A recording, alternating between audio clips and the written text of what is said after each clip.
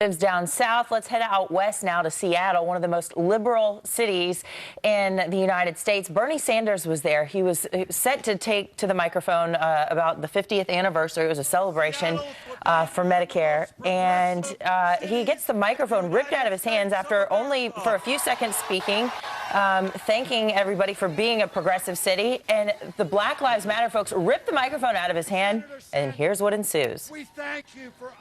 Thank you, Seattle, for being one of the most progressive cities in the United States of America.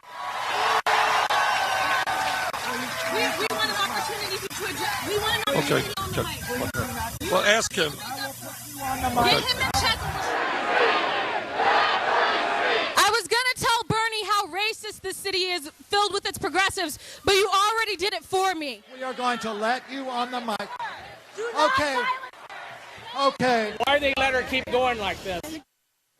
So after about 20 minutes, Bernie tries to go up there and talk some more, and they won't let him do it. And he just gives up, cowardly gives up to the mob. A mob in this case of two women from Black Lives Matter completely hijacked this group, got up at the podium and started denouncing everyone present as, quote, white supremacists. There they are right there, telling everyone in the crowd, you call yourselves liberal, but actually you're racist. And again, Bernie Sanders standing off there sort of meekly, not doing anything about it. Boy, if you tried this at a Donald Trump rally, I wonder what would happen.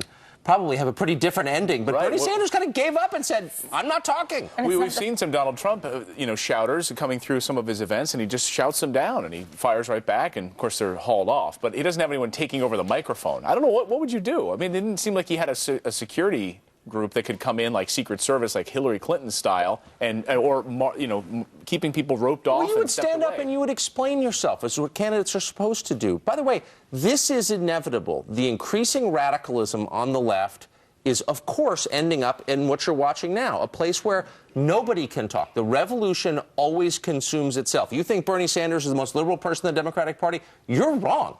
There are people so radical, they don't believe in free speech, and you just saw them on the stage right there. Remember the Netroots Nation event that went on, and Martin O'Malley said all lives matter, and then he backed down and apologized and said, oh, no, I'm sorry for saying all lives matter, Black Lives Matter. What's so interesting, though, is this is not liberal. I mean, I'm liberal in a basic sense. I believe in the First Amendment. I think people should be able to say what they think in a polite forum.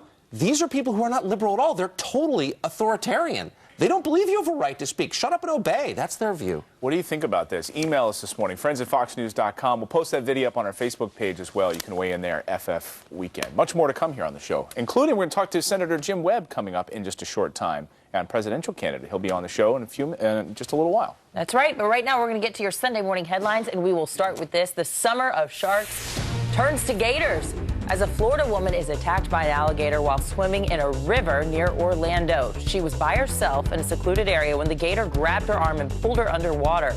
A person